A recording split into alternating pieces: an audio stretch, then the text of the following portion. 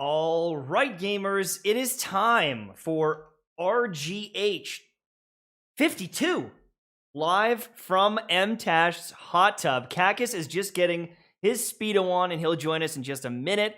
True Vanguard, how you doing? Hey! Wait, what? Ready to dive in with my birthday suit. This is just the studio. Wait, what? I thought we were supposed to be in the hot tub. Listen, we're basically two members away from hosting a hot tub stream. I'm just kidding. I don't know. Probably, dude. If two people became you probably convince us to. We don't need that much convincing, honestly. Yeah, seriously, at this point, if I just made any money from this podcast, I'd be happy. Like, even just $1, that would be amazing. But that's yet to happen because one out of three of us has it all, or that we think, we don't know. I think I've got some of it. I need to check. We'll figure it out. All right, so of course, the gaming gods said, "Oh, there's a podcast tonight. Let's give some juicy information, breaking news." Like a couple of hours ago, some of these topics are. Yeah, I think right before I left for hockey, hot off the press, we found out. But let's start off with some Destiny stuff because this one's actually big. How many times has this podcast said, "Is Destiny 2 gonna be saved? Will this update save Destiny?" Listen, we have roasted PvP, we've roasted Trials of Osiris, we've roasted decisions they've made, the decisions they haven't made. We talk about Destiny a lot. But we have, honestly, some pretty big news is Destiny 2 made some huge system changes to Trials of Osiris. And it led to not just a successful weekend, but the most successful weekend in the history of both Destiny 1 and Destiny 2. Correct me if I'm wrong, but I believe it did surpass both now. Even the very launch of Trials of Osiris, when Destiny 1 was a super popular game, this weekend beat it. And that's astronomical. In terms of matches played, yeah. That's huge. That's astronomical. Right. 750,000 players. Lots of the thing is, and I think this is an important statistic, was the fact that it was the most. It wasn't the highest player count, but it was close. But it was absolutely the most games ever played in a weekend. Right. And what that tells you is that people wanted to play. They kept playing. Yeah. So more people played, like more unique people played other weekends, but the games per player was higher this weekend, right? There's a little bit of weirdness with the statistics. Let me break it down.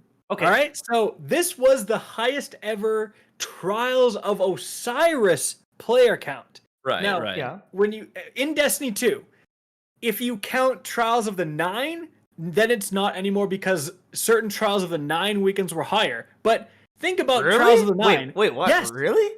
Yeah, exactly, right? You were like, what? But you think Destiny 2, when it launched, was so incredibly popular. True. It was riding a massive high from Destiny 1. Yeah. And then they completely ruined all of their goodwill because the game was in a pretty trash state when it launched, right? So they've been like slowly crawling back to it. But yeah, so not counting Trials of the 9, just looking at Trials of Osiris, which is from when it was reintroduced in Warmind back to now, this was the top weekend ever. But in terms of games played, most ever, and that includes Trials of the 9, and it includes Destiny 1 Trials. So like more people played on certain weekends of Destiny 1 Trials, but they didn't play as many games, right? Which tells me that there was more people playing and they tried a few games and they got frustrated and they got off. Can't get flawless some out. Now you have more staying power, like for sure. Another big statistic, over 100,000 players went to the Lighthouse for the first time ever. That is amazing. That's pretty cool. For one, there's 100,000 players. Wow. No, I'm just kidding. But no, actually. But the fact that 100,000 new players that have never gone to the Lighthouse got to the Lighthouse, that's amazing. Because they're not all just getting carried there by Grenadier Jake. Those are people that found some buddies or even played solo, grinded it out, and got some loot. Can we discuss some drama? Can we discuss some slightly juicy drama related to that? There's been a few people with a few hot takes that have said that because of that, you just mentioned that, right? 100,000 people, never been before, now they went flawless. Yeah. Uh-huh. Like, I think 25% of total players ended up going flawless, right? And so some people have said that proves that it's easy this time around. It's like too easy. And here's the interesting thing, right? Going flawless, it's the same thing. You have to win 7 games in a row. That hasn't changed at all, right? So the actual process of going flawless is not different whatsoever, right? Right. If you lose once, unless you have the mercy card, you're done. You're not going flawless. So what could have possibly made it easier? The only difference is just the people player you're playing. count. Yeah. And I'm gonna be honest, when I played Trials, I went flawless, and then I just stuck with that flawless card because you can keep getting flawless You loot. farm those adepts, man. And it was an easier experience, but it doesn't mean that like it diminishes the accomplishment of anyone. The only reason it's easier is because this is how it's always supposed to be. Yeah. Every other weekend, you were against nothing but cheaters and Cheaters, recoveries, crossbow carries. and Grenadier Jake. It's like, no crap, it's gonna be hard. There's freaking 50,000 people playing peak hours on Steam. Now there's 400,000 or whatever there is. Like, Yeah. no crap, it's gonna feel easier when you're not versing cheaters every other game. You're versing normal human beings. This is how it's always supposed to be. I would also argue that because you've been playing against cheaters and Frostbolt every weekend, people that have stuck with Destiny, you're probably much better than you think you are. And so when the whole population comes in who hasn't touched Trials in months, you destroy them, and you're like, "Whoa, what's going on?" I feel so good, right? baby. You've been molded in the inferno of Trials. You've been molded in the Crucible. Well, and I gotta say, it just seems to me like the hottest takes I saw from people criticizing the ease, the ones that I saw were all people that made money off Trials, and I think that. I mean, I don't want to say that's a direct correlation, but it is definitely ironic because a lot of these people are people who did recoveries, who did carries live on stream, and so the idea that maybe they're not going to get paid as much anymore might be a factor. And I don't want to accuse anybody directly, but I think that could be a factor for a lot of these players. But listen, the fact that you didn't have to put your balls in a grinder to go flawless doesn't diminish the accomplishment at all. And what Kackis said is absolutely true. This is the way that it's always supposed to be. In fact, it was really cool because I tried to do a little quick play to try out some new roles I got in my Shiras during Trials while Trials was up, and my matchmaking times were so long because everybody was playing Trials, you know? Right. Exactly. Well, someone in the chat's like, it's cap, bro. It's so easy now. I'm 2.8 KD this season, 21 flawless. Again, it probably is easy for you. We're not saying that it's not necessarily like it's not easier for those people, right? We're just saying that like the challenge is not altered, right? The 7, it's not like Bungie made it only 5 wins now. That would have made it easier, right? We're saying it's the exact same challenge. The only reason people feel like it's easier is just because there's an actual freaking player population. Again, this is how it's supposed to be. If you think it's easy, it's because you're a top high-skill player who is always supposed to find it easy. The only reason it's been sweatier previous weekends is because no one plays this freaking game mode except for Bakken and his 12 different accounts, right? Like, that's the only people playing this game mode, bro. Right. Absolutely. And this is not the comp playlist. So if that's what you want out of this playlist, guess what? You're just flat out wrong. That's not what this was designed to be. It's not what it's intended to be. And so what you want to do is probably you want to give that feedback to Bungie and say, listen, I want an environment where I can match people my skill. I can put my nuts in a grinder and just hammer away and see who's the best of the best, the cream of the crop. That's fine. Give that feedback. But Trials is not that place. It was never supposed to be that place. I think that it's been sweaty and it was low rewards overall before, and it obviously didn't work. You know, like people just weren't playing it. And like, I get maybe that feeling of accomplishment goes away for some people. I get it. But, you know, it makes me think about when Deepstone Crypt came out, and on the first day, I think it was like 36,000 people beat it on the first day, which was a record. Or it was either number 1 or 2. 25,000 or something. Like it was. Wait, It was a lot though. Like, but like even then, even 20,000. Like sometimes it was like 3 teams. Like if we look at Last Wish, it was like 2 teams beat it before 24 hours, right? yeah. So we see a big, like Crown big of change. Sorrow was like 500 people. I think, and one team on console, Which is your you. boy, Yeah. your boy. Yeah. So like, But it's like, still waiting for Bungie's congratulatory tweet. By the way. yeah, about one that. day. Good luck. But They don't like, even don't follow you me. want people to like play your game and be able to enjoy these Yeah. activities and like enjoy these moments as a community? And I understand maybe you want to make an even harder mode. Like if you look at the like Master Vogue. yeah, and like even like the challenge difficulty, the challenge mode, that is hard. Yes, maybe a lot of people beat it, but I still think that that's an achievement that you beat it in that amount of people. It's not like 100,000 people or 130,000 people who went flawless. Even that Yeah. amount, 30,000 people, So you know, the thing divided by about- 6 too, Well, right? the same kind of thing is like, okay, so with Deepstone Crypt, a lot of people beat it, but if you look at it as a percentage, like how many of a percent of people compared to the total population, it actually doesn't look so bad. The percentage compared to those who like actually tried it is actually relatively comparable to other raids. It's not that much higher. It's not, you know what I mean? And so it's a lot of the sheer numbers of people doing it is because just more people actually did it. It was the first raid weekend since basically, oh my goodness, I think like Leviathan and or original Vogue. They took like a whole week or more than a week to set it up. But this was like the first one where they're like, hey, you have over a week. So you have one reset to gear up. And that was huge. And then like, it's on a actually- Saturday. And on a Saturday. Right? Yeah. Dude, like, it's like Those are big factors, yeah. They launched Crown of Sorrows 6 hours after the DLC went live on a Tuesday. Like, no crap. There's not going to be many people who are able to beat that. To level up in 6 hours and then do the raid. So it's like, part of the reason is it's like, so if you think about it, was it harder? Or was it just like really good people were working at the time? Or just like didn't bother? Right. That's something that the hardcores don't want to hear. Maybe it's like it's not all about maybe there's skill. more people like you. Yeah, maybe it's not all about skill. Maybe it's just about like being able to have the time to gear up. Yeah. Because like I remember you'd have 3 days before a raid, and it was brutal. Like Yeah, absolutely. like I it totally was agree. savage. And as far as the trial stuff is concerned and the gatekeeping of that activity, I think that one thing that I think is important to express is that it's not wrong to be a hardcore PvP player who loves Destiny.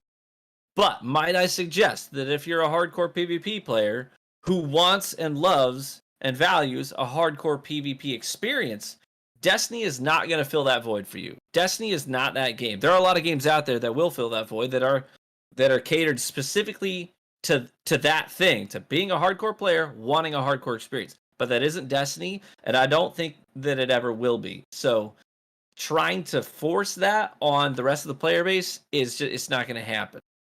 It's never going to be an esport. Like, I don't know how to tell you this, but it's never going to be an esport.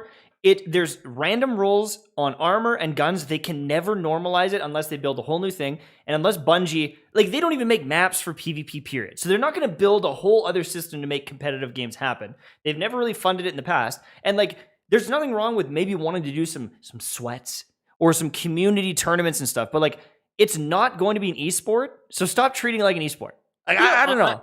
You know? I feel like there honestly could be though. I feel like it would be really cool. It would be to, enjoyable to watch. Like, Like, how cool would it be to break down like this is so and so's role. He got this god roll shotgun. That's why he's running shotgun, and to complement that, he's using all these other things, Dune marchers to get up fast. Like, I feel like it would be so cool. But Bungie is not going to invest in it. Like, they need to invest in it to actually make it happen. And it's one of those, like, you can treat it like a sweaty game. Just don't be mad when no one else does. And also, this weekend, if you think it was easy, it is going to likely get harder and harder and harder as the player population gets what they want and then stops playing. Like, Trials is very generous, and there is the legitimate concern that you get everything you want, and then what do you do? But that's a lot better than the alternative. Yes, the issue there is the exact same thing Diablo 3 went through, where it's like, listen, players are going to quit anyways. everyone's gonna stop playing at a certain point. Do you either want your players to stop playing when they're pissed off about the game, or to stop playing because they're just happy but they got everything they want? Obviously, you want the second one, right? So those people are gonna come back. You add a new weapon next season, right. you're back, right? You infuse new loot into the loot pool. Problem solved. You have a fun game mode with a booming player population. That's so much better than having loot that's valuable that no one has unless they paid for it. 100%. Can I bring up a little bit more spicy drama though? Because on the one hand, you have some of the sweats saying Trials is too easy now, but on the other hand, I've seen a lot of people complaining about Trials. There have been like people being like, "Oh, I didn't get to go flawless. I solo queued the entire time and didn't win a single game. This is a trash game mode. Bungie's dumb." Right. Yeah, because there's such a vastness in that skill. And there, and like for every person that's on this side of the bell curve, there's a bunch on the other, you know? Yeah. And you have to remember, it's also people that like, I feel like a lot of people that are saying that they don't have a PvP fire team because maybe they never play PvP, but also they have had no reason to play Trials for the past like year or two. And so it's like, you're jumping in there and you don't even play PvP ever. And it's like, oh, I couldn't win. And it's like, well, no shit. You don't, you never even You don't know how to play elimination. Like, exactly. You shoot drags. I'm sorry, but shooting a drag is not the same. Right, even the worst, the worst PvP player trying to just kill one compared to shooting a drag is like night and day. Like it truly is. Even just like a little bit of strafing compared to the AI in this game is like a knight just kind of runs towards you, and it's like I'm landing all my shots. And so it's something you got to get used to, definitely. I mean, interestingly, the only people I see complaining about this are people who self-admit that they're solo queuing, and it's like, listen, on one hand, I feel for those people because it does seem to match solo and double queues with full teams a lot, and I feel like maybe if you could try to match the 3 stack of solo queues with a duo and a solo, where it'd it be a little bit more prefers even. that, You know, like adjust it a little. That seems fair, but it's also like, listen, if you're solo queuing, that was not possible before, right? Like people are looking. It's you like, have oh, the option now. I solo queued and I couldn't win a game, but it's like, dude, you wouldn't even be playing Trials before. The game wouldn't even let you in. So now you can lose in all the games you want, but if you can just win a few rounds, if you can snag a few rounds, maybe you'll get enough to get a Trials engram. And that one Trials engram, you can get into whatever piece of loot you want. Maybe it's an igneous hammer.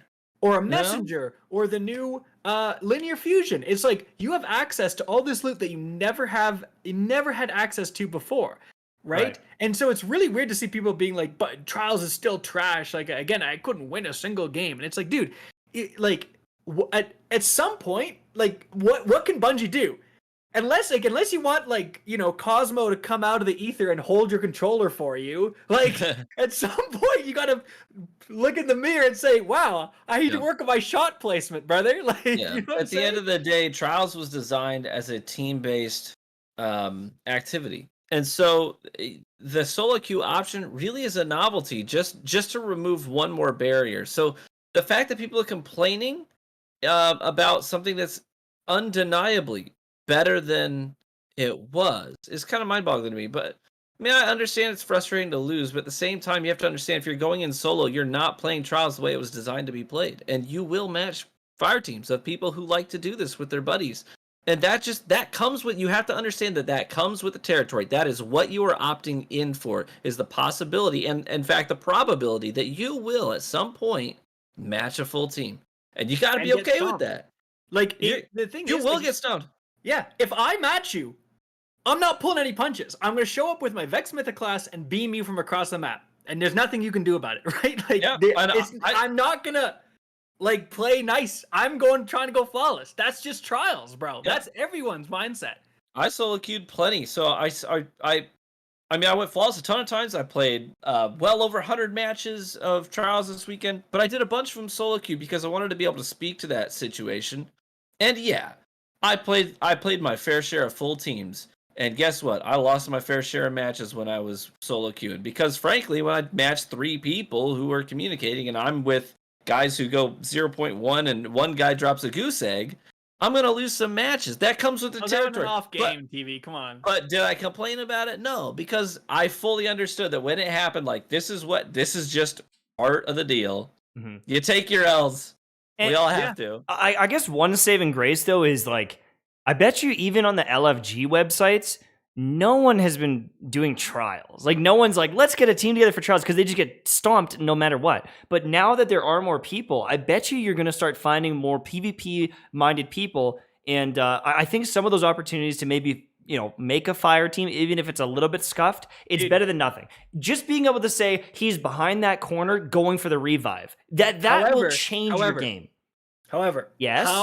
However, yes. I will say, in fairness to the people complaining about Trials and the solo queue experience, they do have one actual very legitimate point, and that is Bungie has implemented this new system, and we have crossplay now, but Bungie did not implement any way to communicate in-game.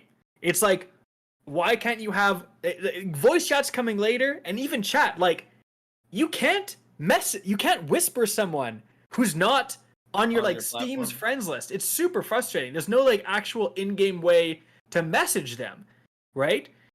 So it's very hard to if there was a proper in-game chat that's not just through kind of Steam, you should be able to, when you're matchmaking, someone is good, you can message them, hey man, want to squad up. But there really isn't necessarily, unless you want to send them a friend request, it gets a little sus. For me, it's super annoying.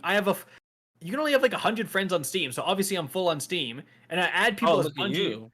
So popular. Oh my god, I add people as Bungie friends, and then I can't whisper them, I can't communicate with them. It's so dumb. So Bungie needs to get an in-game proper, especially now that crossplay is in the mix. Let people actually communicate, because suddenly you solo queue and you were two other solo queues, and you have an in-game proper voice chat, and you're all communicating. That difficulty about being against a full squad goes down considerably. You have a big chance to win that game now. Right. So Bungie really does need to do that. I think my vote is they nailed it. And I don't know. Let's be clear. You played, right? I play. Guess. I got carried by Frostbolt. So I mean, say, I had a great weekend. Mike didn't even play. I just want to clarify. I had a great weekend. No, I did play. See, I played solo and I won every game, but no, I'm not surprised. I'm just kidding. I did play with Lemur and Frostbolt, so we did do a little bit of pub stomping. And the one thing I did notice is there were a lot of people leaving games. So that was annoying. That was definitely annoying. But we also did play a lot of solo players. Felt bad for them. I apologize. I apologize. But I did look at what everyone else was doing, and I popped into a bunch of streams, and it did seem pretty damn positive overall. I'm excited to see what they do going forward. I'm excited if they can make some of these changes to things like Iron Banner. We start adding new maps. We get that PvP community thriving again. That's my hope for the future. Yeah. Can I make it clear? Voice chat, people are saying it is enabled. It's enabled if you're all on the same platform. If one person's on PlayStation, they're screwed. Right? Gotcha. Well, Fire team chat is up if you're in the same fire team. I played with PC players and we were all talking together, and I was on PS5. But I feel it still needs to be better, because again, there's no way to whisper someone unless you fire team chat after the game. I don't know. I think the communication could definitely be better, 100%. Mm-hmm. The communication systems and a proper in-game system. Right. So another thing that I wanted to bring up really quickly. Unfortunately, I don't know why I can't bring up my Twitter right now. Oh yeah, here maybe I can. Bungie just rehired back. Brendan? Yeah, they just hired back. Who? Brendan Thorne? Yeah, Brendan Thorne. He was at Blizzard, and now he's coming back in a very senior design role for Destiny for annual content. So DLCs, right? Annual content, right? I don't know. I feel like they're hiring like crazy. They have the because they said a dungeon and a raid every 3 months or every quarter or whatever. There's going to be a dungeon or a raid. That's back when they had the Activision money. They're doing that in Witch Queen. Witch Queen looks pretty cool. They're making these PvP changes. They're bringing back some of their OG talent that, I mean, I think someone like him, I've never heard anything negative about him. He worked on Shattered Throne, the dungeon. He was like one of the people on that. And I'm not sure if he was on Prophecy or not, but they brought back Jolgaroth. They brought back Jolgaroth. No, and he's definitely up there. Right, and now he's like way up there. And I'm wondering if maybe these super talented people at Bungie, some of them left because they're like, they don't appreciate me. You know, I'm going somewhere else. They're going to pay me more. I'm going to Blizzard. Right? I'm coming back, baby. Right, but then, because he even said in his tweet, he's like, I had I could not turn down this offer. It was so good. So Bungie's sitting there like, we got to get these people back. They're so good at what they do. We got to get them back. Give them the role they deserve. Are the best days of Destiny ahead? Well, I heard a little rumor. First of all, someone's saying apparently crossplay voice chat is enabled. Maybe I just don't know what I'm talking. I thought it wasn't. Apparently, then the people solo queuing have nothing to complain about. I know crossplay Fireteam chatted, but I don't know about in-game. Well, I don't know game. Okay, I heard a rumor that some of these people were leaving because Bungie wasn't paying them enough, right? Right. They have all these amazing credentials. They get hired at Blizzard or wherever, become a senior manager, help them put out a product, and then they have way more bargaining power when they back at Bungie. It's like, oh, listen, I quit when I was, getting paid this much. Blizzard gave me way more, promoted me to a senior developer. Now I'm a senior developer, and then Bungie's like, "Oh, okay, we'll get you back." So that's what I heard. Maybe that's like in any industry. Be a mercenary. Leave your job, get a raise, go, and every 2 years move around. That's the only way to get raises because they'll just take advantage of you if they can. Again, this is not like shade at Bungie. This is just what I've heard, and like you said, that goes on in a lot of industries. But it's also like, okay, well maybe Bungie, you wouldn't have to rehire someone with an outrageous offer if you just kept them happy in the first place. But also, it could potentially, indicate, so these people are all leaving, and then they all coming back. We did get a big change in leadership, right? It could be people who are like, I want this guy back. Now that I'm in charge. Mark Noseworthy and Luke Smith are they're still with Destiny, but they're kind of on to the bigger picture stuff. And this new guy's in charge.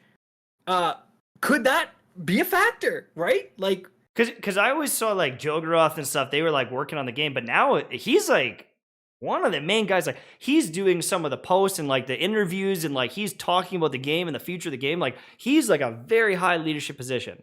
And some of the other guys, they are working on other stuff at Bungie, or they're on Destiny still, or maybe they're not. Like Christopher Barrett is not on Destiny anymore.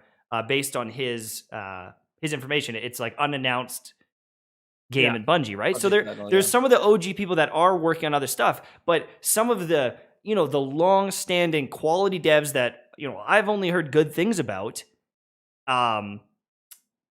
they're seeming to be moving up and taking the reins, and so I think that might be something to be excited about. I have no reason to not be excited. Yeah, and it's also like potentially an indication. And again, this is just pure speculation. We don't know. And again, we don't want to act like we're throwing shade at Bungie. If anything, the opposite. We're saying that these are indications that things are substantially better at Bungie. Letting someone go and then hiring them back for a lot more, potentially they've increased their budget. That they're like, no, we can afford to hire you back, right? For X amount. Right. And that's good. So potentially they've said, listen, maybe we need to dial back on investing in these new unproven IPs. Let's make sure Destiny is rock solid, right?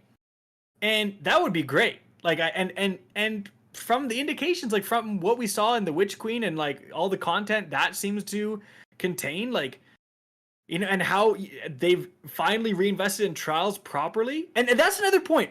It's like this whole Trials weekend, we're going to have to move on to the other topic soon, but this whole Trials weekend and the undeniable success, honestly, I'm sure some people at Bungie weren't happy to see it in the sense that some people Bungie didn't think PvP mattered as much as it did. But this is like undeniably proving that when Bungie invests in PvP in the right way, it's huge, because the interactions and like the amount of people playing, again, it's the highest most games played ever. So it's like, okay, well now you can't just not make PvP maps, because you can point to Trials and say, listen, when you guys actually do it right, we have a huge like amount of people actually engage with this activity.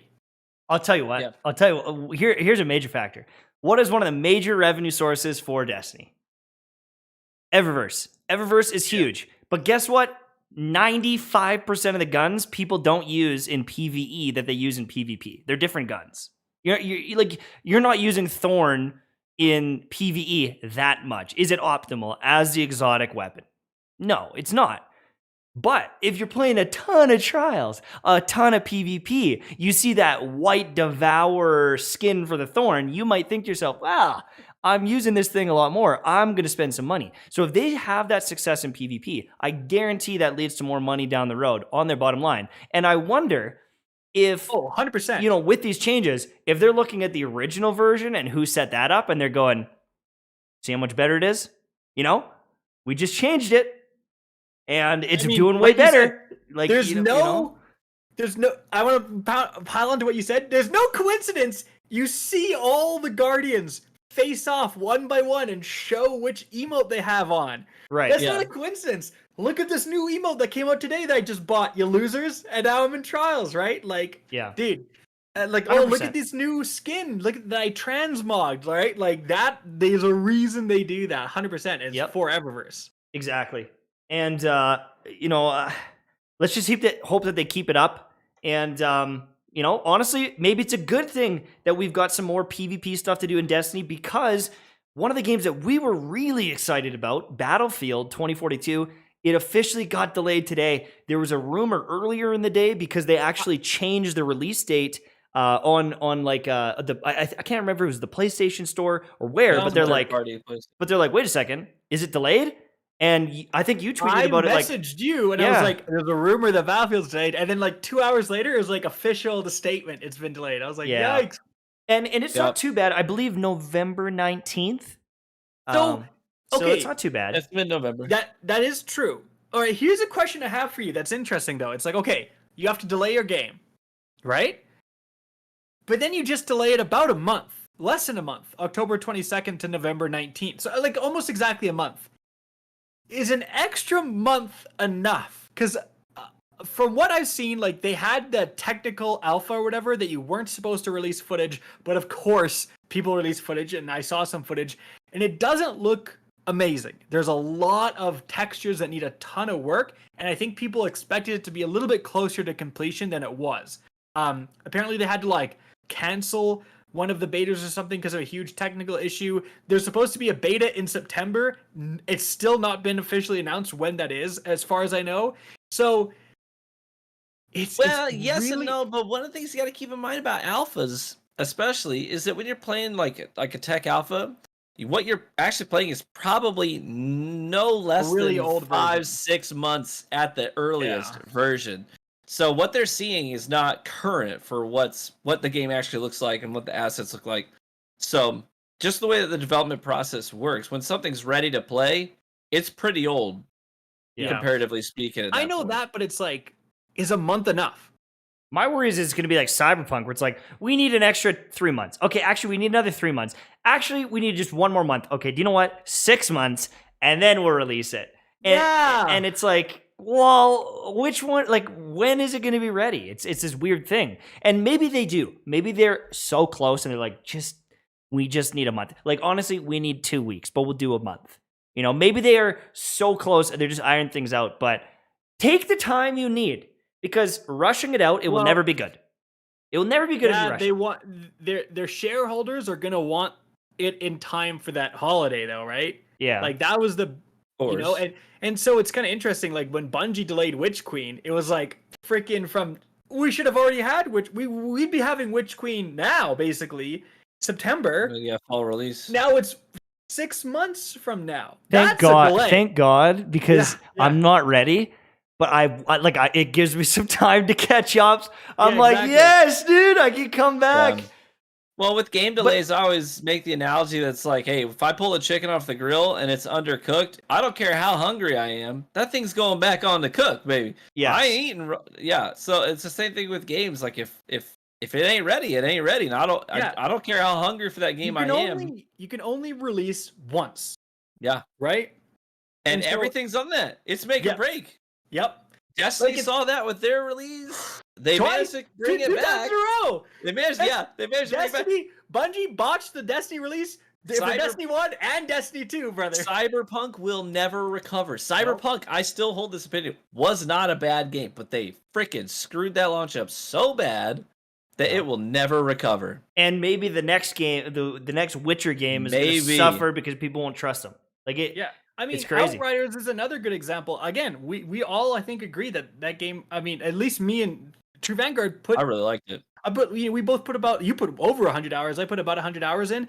Enjoyed my time, but it's like you had those first few days where no one could match with each other, and the matchmaking was super crappy. And so then everyone was like complaining, and then people were on the fence. They're like, never mind, right? It's like you botched that launch. It's really, really bad. The thing is, and it reminds me, there's two games that I don't think I'll ever play again because of their launch. Fallout 76, I've heard, is so much better now. Like, not even the same game. But every time someone's like, Fallout 76, I just go, no. Do you know what? That game's trash. Yeah, like, I know. in my brain, that is the worst game that's ever been made. Even if they fix it, even if it's better than Fallout 3, for some reason, I can't bring myself to try it. And the same thing goes with No Man's Sky. That game is not the same game as it launched, but it just left this bad taste in my mouth, and I'm like, do I want to download No Man's Sky? I've actually gone back to No Man's Sky. It's pretty fun, yeah. Exactly, but it's like, in my head, it's already like tarnished, and it's like Destiny 2 still gets crapped on from Call of Duty players of all people about like, dead game. I heard that game was dead because it was freaking dead in Curse of Osiris. Like, aside from Curse of Osiris and the player base drop off, it's had pretty solid numbers like ever since, really. Yeah, truly. And after Beyond Light was bad, but like. Aside from that, you know what I mean? Like Warmind, looking back, Warmind was good. Forsaken was good. All those DLCs, except for maybe Season of the Drifter kind of fell off, but Opulence brought everyone back. Like, the majority has been good, but you have those bad moments, and they leave a lasting impression on everyone, which is, if Battlefield launches bad, it's not going to be good, dude. It's not going to be good. Yeah. Now, God of War... the community is begging for delays on that game because the animation for jumping in the boat is the same as the previous game. If you think I'm kidding, I am not kidding. There was outrage saying, well, actually, these are reused assets. God of War, Kratos is doing the same animations here and here. And a bunch of devs clapped back, thank God, and they're like, are you an idiot? Like, if we had to remake every asset, every animation to do the exact same thing, it would triple the dev time. And like, the thing is like, the mountains you see in-game, in Skyrim, and all these different games, they're reused assets. They're polygons that are reused and reshaped and resized all the damn time from game to game to game, because they're tools within the engine. They're pre-made, pre-rendered shit that's already done. Because if they have to reanimate and recode and redraw all of these mountains and pieces of grass, it would quadruple the dev time. You'd never get a sequel in a reasonable amount of time, but even just the beginning product for any game would be delayed years if they had to remake everything from scratch. There's that saying, you don't want to reinvent the wheel, and that's absolutely right. What you want to do is you take the wheel, and then you add something cooler on top of it, and that's what you want to spend your dev time on. You take your assets that work and work well, especially on a game that was as successful as the previous God of War was, so you know it's good, and then you say, now, let's take what we've got and figure out what more we can do. Because you don't want them to spend the same amount of dev time just to reinvent the same thing they already did, because then you're just playing the same dang game. We should be clear that, like, I think this is not like a huge part of the I think it's like it's a bunch of idiots, like a couple. Yeah, it's not like I think most people probably don't care, but it is something because you see it a lot in a lot of games. I mean, Destiny, they bring back like the no backup plans, right? The Titan exotic, and people are like, look at how freaking lazy Bungie is, like reusing this exotic over and over again. It's like, dude, there's like there never is going to be another Destiny 1. Destiny 1, the servers are still running for now, like, you know what I mean? Like, how long is that gonna last? But like, there's no reason not to reintroduce them. This is a whole new game. Most people playing, I would say, like, probably like the majority of people playing now never played Destiny 1. Like, it's just such a, like, Destiny 2 is just a whole another experience. And it's like, so you reintroduce something from 4 or 5 years ago, 6 years ago, right? From the beginning of Destiny 1. It's like, who cares? It's going to interact with things differently in a completely new meta. Like, it's totally fine. Like, I don't understand. Like, I would rather have a reskinned exotic or a reskinned gun and have totally new perks. Like, give me a brand new perk that's going to influence the game differently, dude. Like the headstone perk. The headstone perk that turns guys into a stasis crystal when you get a precision shot. That has opened up so many different build possibilities, right? Like, the dev time, do that instead of like making a gun look different. You know what I mean? Yeah. Yep.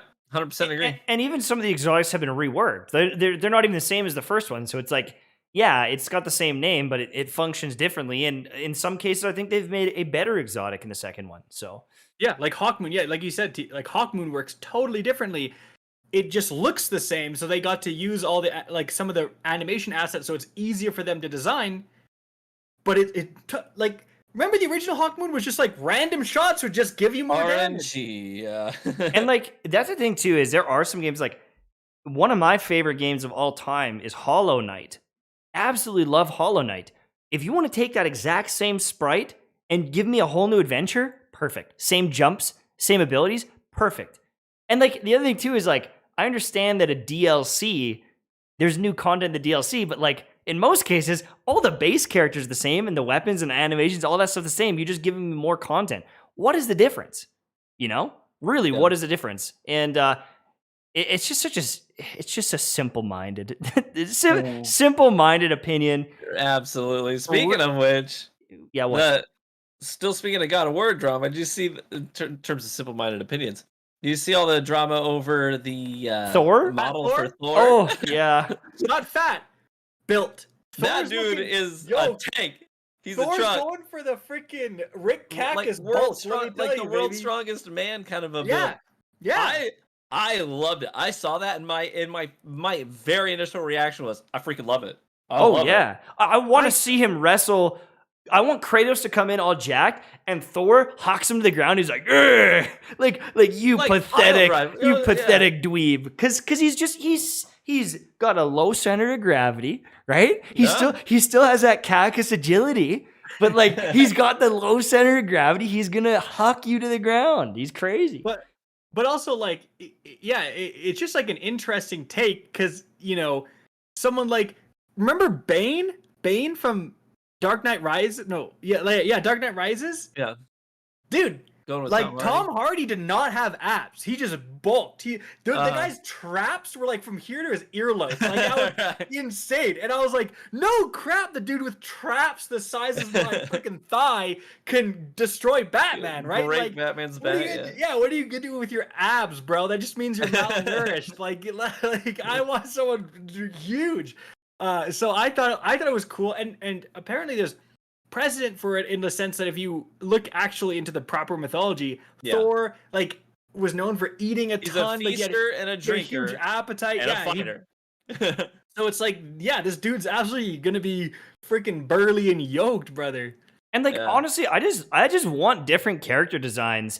They brought Aloy into Genshin, and she isn't wearing like as revealing clothing. Like, she's got kind of Aloy's outfit, and like, doesn't look all like makeup up, you know, got a ponytail. And some people are like, I don't like her. And I'm like, bro, she's the best looking character because she's different. Every character model looks the exact same. And like, I want like a big burly woman with curly hair and a bow versus the same stick character every single time. And like, just that variety in games is refreshing, because if every single character just looks like, a yoked Kratos with a wig on instead of, having like different body types and stuff. They're not memorable. They're gonna have a different voice maybe, relatable. and they're not relatable. They're just gonna all be a kind of a blur as you play. I want to remember Juicy Thor. Maybe he's got some wine dripping down his belly, right? Yeah. In a boss fight or something. Like I want to see that really bad. Yeah. But we got to move on. But just before we do, I'm out. I'm out of my delicious advanced GG. I was drinking the Sir Demetrius's sour watermelon. All right, delicious. He's stealing all of the YouTube algorithm Destiny 2 views from me, so he might as well get my money when it comes to his flavor too. No, I'm just kidding. But no, the Sir D Sour Watermelon is amazing. Advanced GG. Brother, it gives you the kick of energy you need. I was complaining about being tired at the beginning of this before we started. I feel jacked up, baby! I could tell. I could see the hype. Yeah, we went different directions. You went that route. I went with the whiskey. Just got slammed. I feel comfortable. He's slurring. I'm not sure you did anything about you feeling tired. In fact, I hate to tell you, you might have made it worse. But much more comfortably so now. Possibly. But check out Advanced GG. Use code RGH at the Advanced GG checkout for 10% off. Amazing flavors. You can support us all. And I just do it. All right? Just do it. All right. Now, before we were talking way too long about like all these other topics. We have two more topics in 10 minutes. The first one, Splitgate. So Splitgate, we actually talked about this when Splitgate first came out. It was popping off. It got $10 million of funding. And now they just announced they have $100 million in funding. Yeah. So it was out. It was kind of dead. They kind of made a comeback, 10 million investment. Now their numbers have been pretty crazy. And then they raised an additional 100 million. So like 10 times that other number, which was already big and exciting. Like think of how much money $10 million is even for like dev. Like, that could lead to maps. That could lead to just like server optimizations or better servers, movement and physics optimization. Like tons of work can be done with 10 million. So $100 million. And, there are rumors that goes towards future prize pools because it is, trying to be a very competitive shooter and other future content. But like $100 million, that's pretty crazy and shows how much faith that, these investors have in the brand. And I gotta wonder, and I don't say this to, I don't know, as an arrogance thing as a content creator, but from the outside looking in, I gotta wonder how much of that was influenced by how many of these big content creators and huge streamers were actually starting to like, hey, let's group up and play Splitgate. Hey, if Nick and Mercs and, and Lupo are teaming up with these guys, like, hey, let's play some Splitgate for a game. And the game got so much exposure from that in front of these communities. I wonder how much of that influenced it. Oh, probably a lot. And I think another thing is it went free to play, right? So that was so huge. Like now the barrier to entry is gone. So it's like, hey, do you want to try Splitgate? How much is it? No, it's free. Oh, it's like, there you go. Now Splitgate currently only has 2.3 thousand viewers. So it's not doing amazing. But that being said, that's just the Twitch viewership. If you're getting $100 million and you're throwing some of that at marketing, most people don't know Splitgate exists. That's the thing, is they've never had a big budget to market. They don't have commercials. They don't have it playing before YouTube videos. I've never seen a Splitgate ad in my life. And maybe other people have.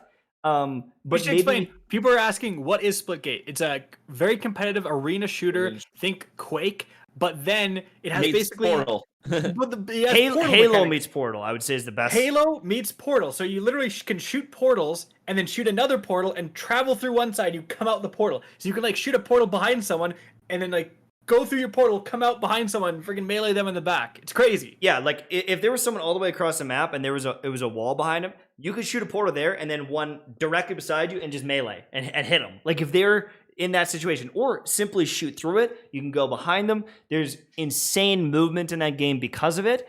But I wouldn't say that it's like you jump off the ledge, you shoot a portal where you're gonna land, and then a portal over so you jump off, you shoot a portal here, and you shoot another portal here, you go through the portal, and you appear out here flying at max speed because you like got all the momentum from your jump, right? It's freaking wild.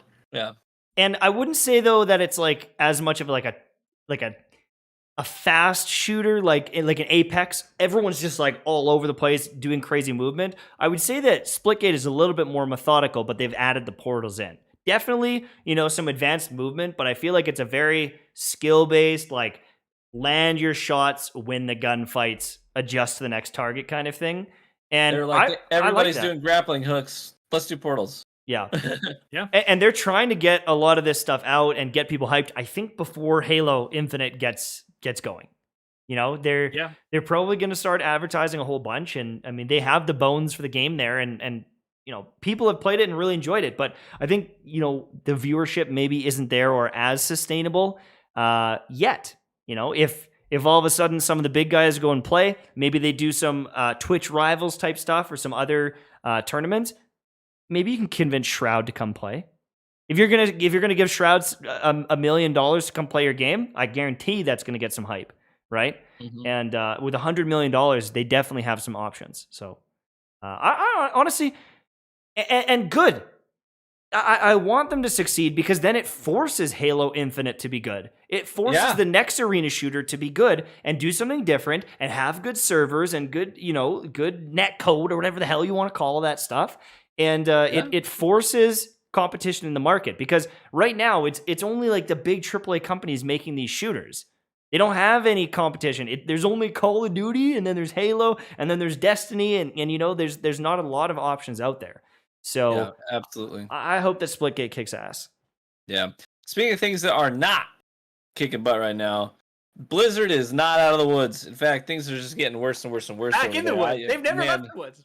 Yeah, that's right. They just set up shop. They're like, wait, we live here now. We live in the woods now. But this week we got even more news on that situation. A lot of the employees unionizing and striking, and what we've learned is that they're now filing a suit against their own employers because news came out that Blizzard has been Activision Blizzard has been surveilling their own employees, has been threatening their own employees, and offering incentives to not like unionize, to not speak to press, and all that kind of stuff. So on top of that, Activision Blizzard hired a firm to come in, and this firm has a track record of basically protecting the rich people and preying on the common worker. And so all these things compounding to just make a horrible situation over there, and it's just not getting any better. And the more we hear about it, the worse they look, quite frankly. Well, and it's been like months at this point. Since the walkout even, it's been over a month. And have any of the 4 things listed been touched? No. They haven't even hardly addressed anything. And so let alone change anything. And then now, the California government is like, all right, we're going to sue you. But now all the employers are like, well, we're going to do it too. So Activision Blizzard is going to be locked up in legal proceedings for a long time. And it's going to cost them a lot of money. It's going to slow down dev time. I'm sure many people are fleeing the company. They are probably applying and trying to go elsewhere. I mean, even Brennan Thorne, he was at Blizzard Activision. He's out of there. And so it's like, that's a very quality employee that is no longer there.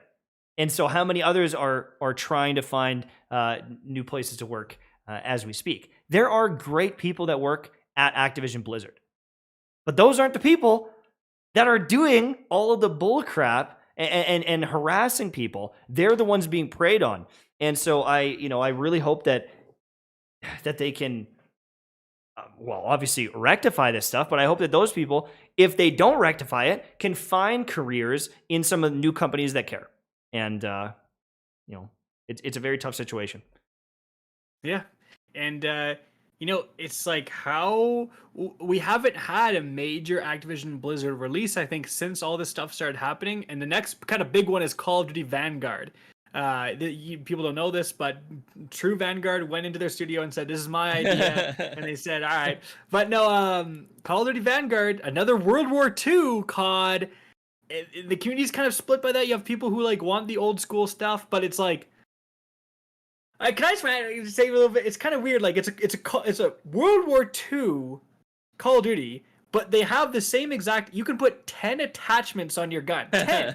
Yeah. So it's like you have your Thompson gun, your Tommy gun, but it's got a red dot sight right? It's got a red dot sight, a silencer, extended barrel, a front grip, and all this stuff. And it's like, brother, if you signed up for World War II, they wouldn't be like, now, what kind of barrel would you prefer on your Tommy gun? They'd just be like, here's your gun. There's the Germans. Get over there, brother. Like, it's like you get the standard issue. So it's like, yes, there's supposed to be special forces or whatever, but it is kind of like, it's interesting. You have people who want that customization, and obviously if you took that away, they'd be very disappointed. But then you have the people who obviously want a World War II game for the realism, the more like grounded perspective. You don't have all this crazy heartbeat sensors and stuff like you have in Modern Warfare. So you have kind of like a split between the community there. It's pretty interesting. Right. Yeah, no doubt. I don't think that I don't feel like the COD community really cares too much though about breaking immersion. Like if they did, they'd have been out a long time ago. You know what I mean? People who do, hold on, the people who do care. Actually, I'm gonna disagree with you. There actually is people who do care. They want like the old school Call of Duty mill sim. If you look at Modern Warfare 2, World at War, they actually, well, not so much World at War, but there was actually like a mill sim type thing. Like every gun was modeled to be exactly like the gun in real life. And especially even now with the new Modern Warfare, their attention to detail was insane. Like you'd have last bolt hold open, you had open bolt delays on gun stuff. If you like are into firearms, that game, like people were like jerking themselves off to these firearm animations. It was unbelievable. Like their attention to detail. But then you have like, there are those people who care about that, but it's kind of like Infinity Ward does that, and then Sledgehammer kind of more does that, but then Treyarch just does whatever they want, and that's when you have like the clown operators, and they just introduced Judge Dredd. You can play Judge Dredd. Yeah, I saw that. I saw that. And you definitely have a pretty large portion of the Call of Duty community that don't like that. They don't want like Judge Dredd running around. They want to play as the guys with the freaking night vision goggles, like the mill sim operators, right? So you actually do have a little bit of a split there, and it's bigger than you think. Well, I haven't really invested too much in the more recent titles, but they certainly didn't seem to follow suit too much. The ones that I really loved were the ones that seemed a little bit more true to Modern Warfare, no pun intended. But yeah, the last ones I really got into were like Modern Warfare 2 and 3. Yeah. There's a lot of people who that was the golden age, right? And they're trying to, and this new Modern Warfare kind of harkens back to that more than anything else. And so it's like World War II is a very serious, time frame and aesthetic. It's World War II. It's serious business, right? It's not just like a made up war. So again, it's like, and then you have someone running around as a clown operator, like in who knows how long, right? Because of the monetization and the skins aspect. So you do have kind of a split in the community there. Some people want the realism, some people don't. Some people want the customization, want the craziness. Yeah. I wonder if it's like, was Modern Warfare 2 so good because it was just the perfect game, or was it because comparable to anything that came out before then, nothing compared? You know what I mean? And it's like, because like Call of Duty Modern Warfare 3, I was like, less interested. Game. The Black Ops, like I think Black Ops 1 was decent reception. Didn't Black Ops 2 have good reception? 3 was meh. 4 was meh. No, 4 was pretty popular, but 4 was a disaster. 4 were not popular. 3 was popular. 3 was popular. Yeah, I'll say I remember trying 4. Did I play that with you guys? I don't know. Is that the really futuristic one? Like tons of wall running and everything?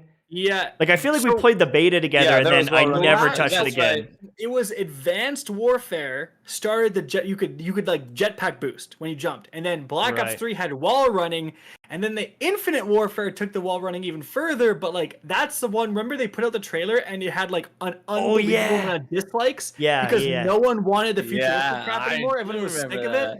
So it was one game too far in the futuristic thing.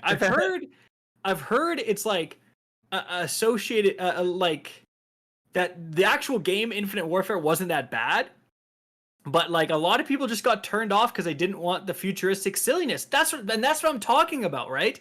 It was like one game too many, and people. You know what the tagline was?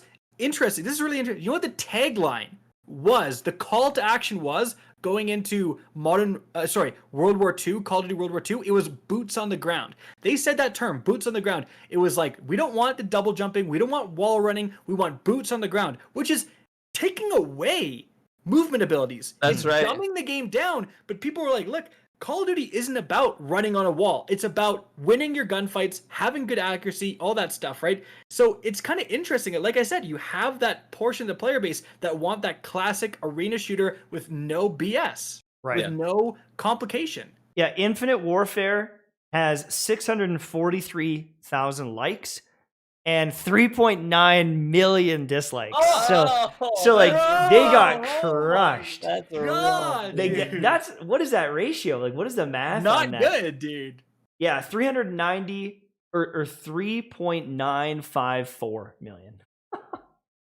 Christ. They got destroyed. Bro. But that's going to be it for the main topics today. We covered most of the stuff that we wanted to chat about, but we do have a few minutes if you guys have any questions in the chat. We can answer some questions. Also want to shout out Joseph Barrett with a new Elite Gamer, Outsider with $2 donation, Rye Guy, Chris, Patty Cakes. Thank you so much for, 10 months from Chris, but we've got some new memberships, and then we got a $50 donation. Thank you so much. We appreciate it.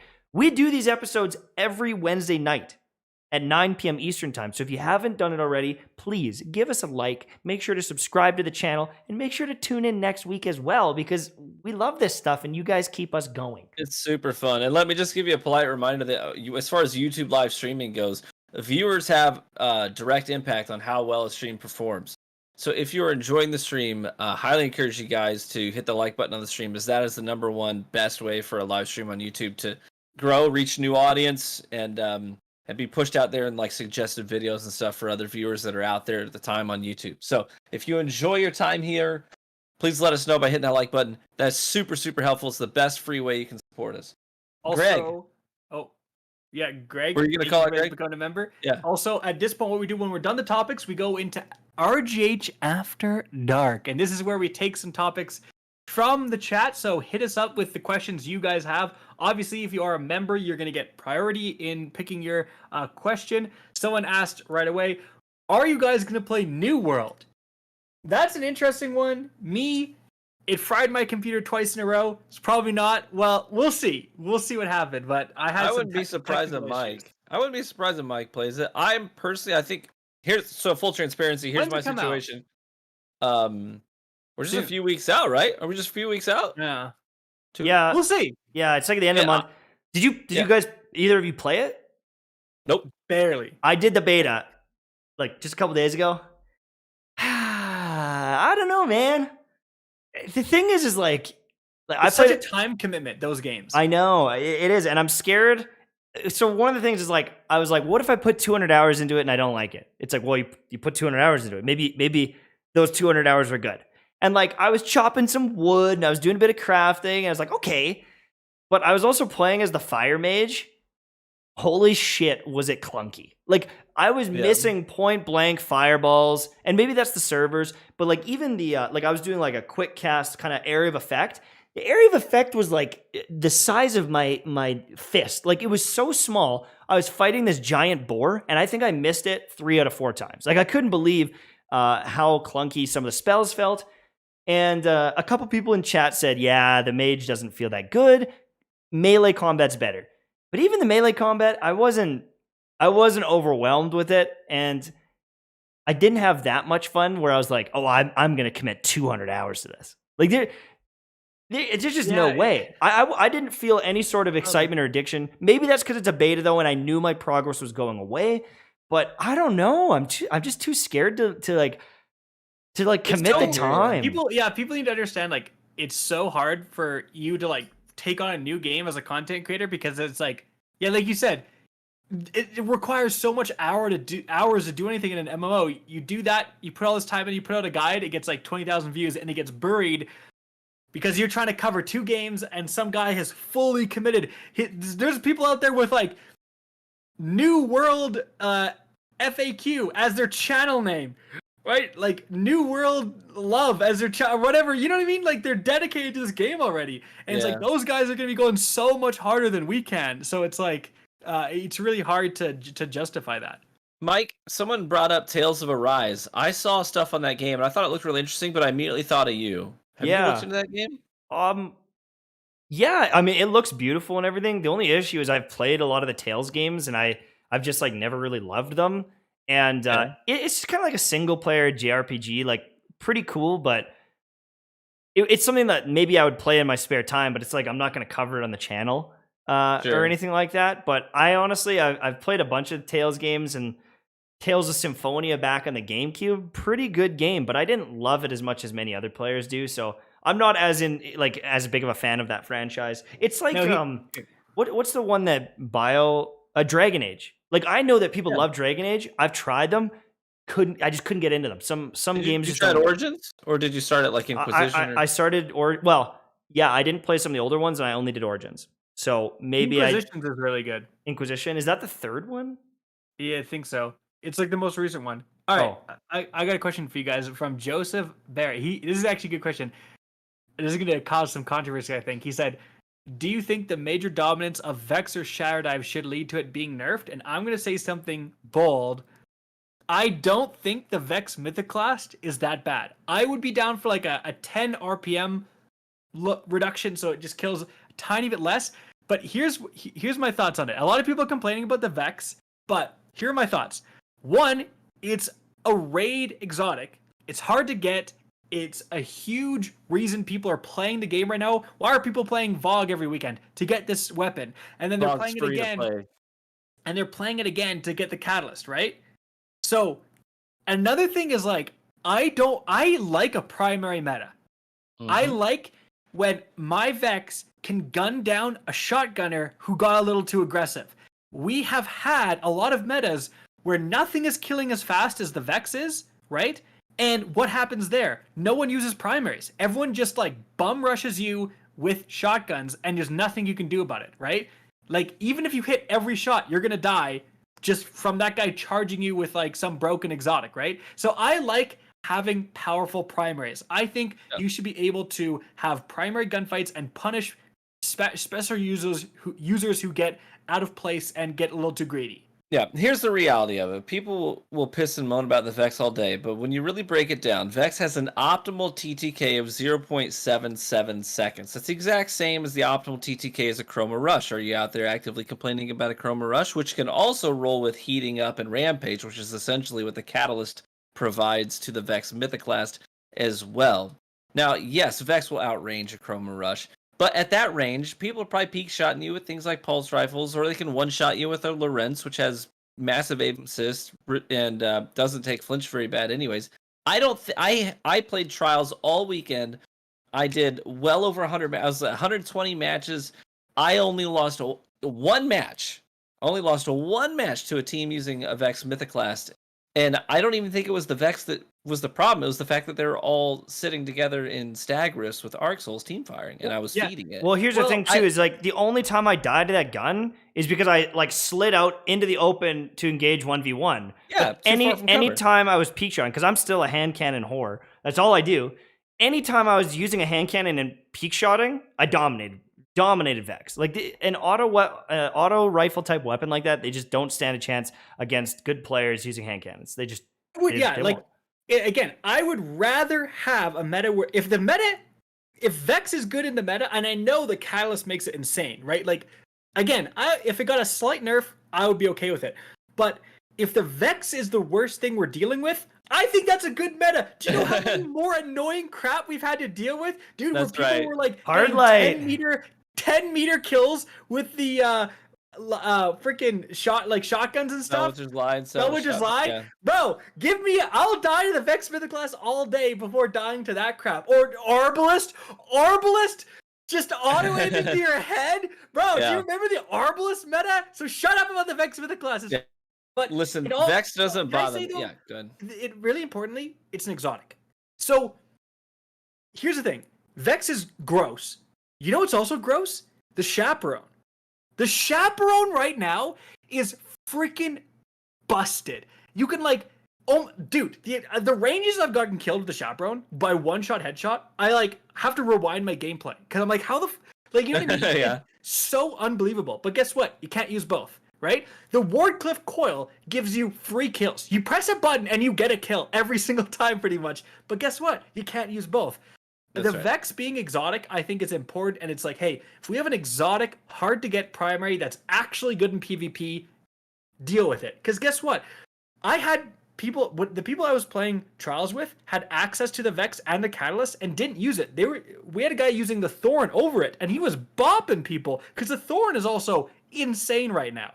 So people are gonna complain about whatever they get killed by, and right now it's the Vex. But honestly, again, I would take the Vex meta over so many other metas. I'm sorry, I like primaries. Mm-hmm. I absolutely agree, and a lot of people just they blow it out of. I think they blow it out of proportion. Sidearms, there's not a single archetype of sidearm that has a worse optimal TTK than a Vex. Every sidearm in the game has a better optimal TTK than the Vex Mythic class up close. Same thing with all the SMGs in the game except for precision frame SMGs. Every other type of SMG has a better optimal TTK. You know, and aggressive. There's 2 archetypes of pulse rifles that have a better optimal TTK that can 2 burst you. There are things out there that can counter Vex. Yeah, you think at you're close hot range shiz or at far range. Yeah, you think you're gonna outrange. You think you're hot shiz with the Vex, then some dude as a messenger is gonna ruin your life. Like, you know what I mean? Like there's counters there. We have a lot of questions, by the way. We can hit several. Yeah, Greg with a new membership. Thank you so much, Greg. And Cumby with Shatter a Dive, new however, screw Nerf. Shatter Dive. I am 100% on the screw Shatter Dive train. Oh, it's so easy to use, bro. Maybe you're drunk on me. No, I don't get. I don't get drunk. By the way, You can't get drunk when you're always sauced. You know what I mean? When you're on a level of sauce. literally, it's like, oh, the guy had 1 whiskey. Listen, if Elite in chat is very salty about our take on Mythic class, which leads me to believe that he has not yet learned how to play against it. You'll get there, bud. I promise. I know he's also mad that I'm still doing the podcast and not helping him. He really desperately needs my help to beat the Atheon hard modes checkpoint, so he's really worried about that too. Patty Cakes, I like your question. He said, what does Destiny need to do to get big creators to try the game again? Give them $50,000. Money. Literally, just they never sponsor anyone. Have they ever sponsored anyone? They sponsored me. You know what? To make a guide, right? No. Well, like a beginner. I don't guide. want to drop the T, but they actually did tell me to make a guide and said they were going to promote it and then didn't. They forgot. Yeah, so I remember that. That's, But have you seen Asmongold playing it? Have you seen Doc playing it and getting No. paid to play it? Right? Of all the people they paid me, I did a sponsor video for them to show off the new aspects. They wanted people to it was to promote Beyond Light, and it was like during the totally next expansion, which is so weird. So I was like, yeah, I'll just put it in my video about the new aspects and be like, if you want these aspects, you have to get Beyond Light. It's on sale right now. There you go, right? Yeah. But it's like, it was kind of a weird thing. Again, it's like, why are you sponsoring me? I'm not saying don't. Bungie, you know what I'm saying? Hey, you want to throw your boy some dollars? I'll take it. But like, yeah, you're right. You got to sponsor the big creators to come back. This weekend was a great.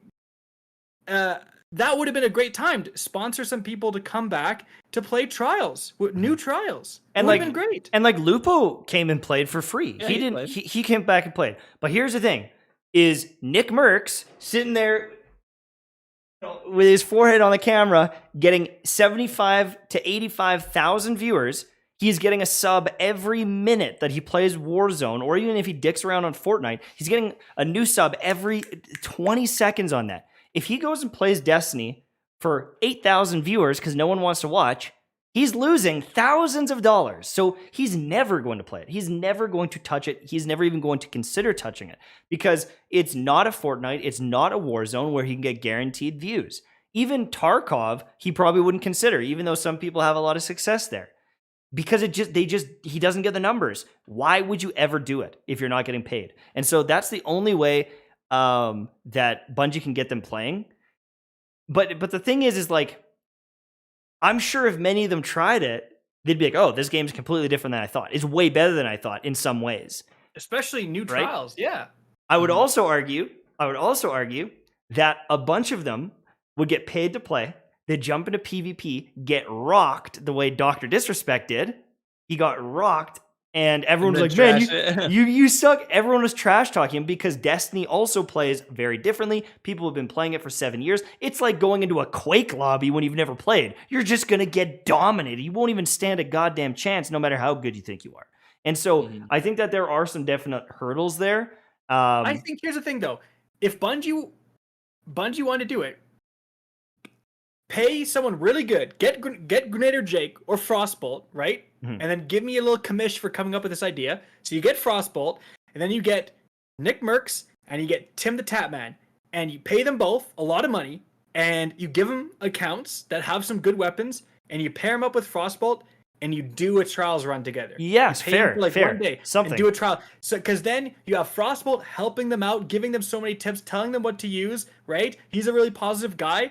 And then you get these two massive creators to bring their audiences in, and you have a trials run, and you just play trials for a day, and see how many times they can go flawless, if at all. Like I feel like that's the way to do it, right? You don't just pay Tim the Tatman to go into trials. He will solo queue and get his life ruined. Like, do not do that. Summit played for months. Summit 1G played for months. He did the raids. He played. And then he quit and he said this game's trash. And so that's also another big risk is you can also you can also pay a bunch of people during Beyond Light and then they say, holy shit, this game's worse than I thought. And that, that is a very scary potential. So, it's tough. It's a tough thing. We had several other questions. One of them was, would the three of us ever play a trials card together? Not on stream. No shot. No, I would. Especially I'm not the one you gotta convince. I mean, I play trials on the weekends. Yeah, I'll play trials with you idiots. I keep asking, and then two Vanguards They literally never invite me because I'm in Genshin World, and they're just like they don't ever talk to me. And then they're like, "Hey, make sure the podcast is ready." And I'm like, okay. I guess I'll. I guess I will. Hey, man, I'll tell you what. Mondays or Tuesdays, if you guys ever want to play on a Monday or Tuesday during work hours, not late at night. Then who's around on a Monday? What are you doing during work hours? Playing Destiny? Work hours? Then quit Every hour is work hours, here. Baby. Every waking hour of my life is dedicated to the content, to the grind, just so my channel can die. You know what I'm saying? Oh. We had another question. What are your favorite types of beer? That's a good question. I used to be a beer snob. Is Twisted Tea a beer? Stouts and IPAs. I'm gonna sneeze. Excuse me. Anyways, I used to be a snob about. I was like, give me the stouts and the IPAs. And lately, I've been like, screw it, man. I just want something that tastes good and is enjoyable. Like good Germans, like Franziskaner or Belgians, and Rodenbach, for example, or even a good like Czech style crisp Pilsner, like a good authentic Pilsner. Your Quell. I'm not talking like your light American macro brews, like a good authentic Czech Pilsner. Have you tried Pilsner Your Quell? They're the people who shut up, Tash. They're the people who invented a Pilsner. They're the first people to ever do it, and they've still been doing it. And it's a Czech beer. Well, Warsteiner is it's good. Like the Germany. U with the umlaut. Pilsner Your Quell. Yeah. Yes, I have had that. No, yes. Oh, it's pretty good. Yeah, I agree with you. I was a little bit of a snob for a bit. Then I realized, you know what? Like, IPAs just aren't good, bro. I don't want to like taste something unbelievably bitter. Like I'm chilling. So I'm just gonna go for the Pilsners. They're crisp. They're refreshing. That's what I'm there for. My favorite beer is a cold beer. Hell yeah! I don't care the name, the brand, the flavor. Dude. If it's cold, it's going down. Have any of you played Deathloop? I did. No. Freaking awesome. I got a code for it. I even had early access to it, but I didn't dive into it yet. Well, did you play Dishonored? They couldn't care did you play Dishonored? About me I heard it was a lot like this. Yeah, it's like a mystery. It's like a mystery. You play it, Tash, on stream? Yeah, he streamed it. Was it a sponsored stream? No, I just played it. I just wanted to play. First time for everything, right? I know. My tip: if you are going to play Deathloop, you're going to want to explore.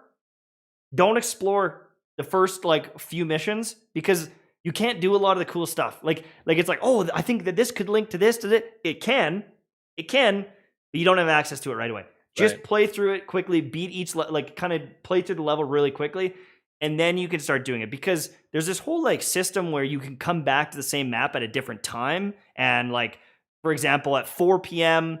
on the one day, a guard leaves a gate open, and then it opens up a new area, you can sneak in, right? So there is a lot of that stuff, but not until you've done kind of the first hour or two of the game, where it's honestly just like a big intro to what to expect. So but that's going to be pretty much it. We're closing in on an hour and a half today. Thank you so much for the questions.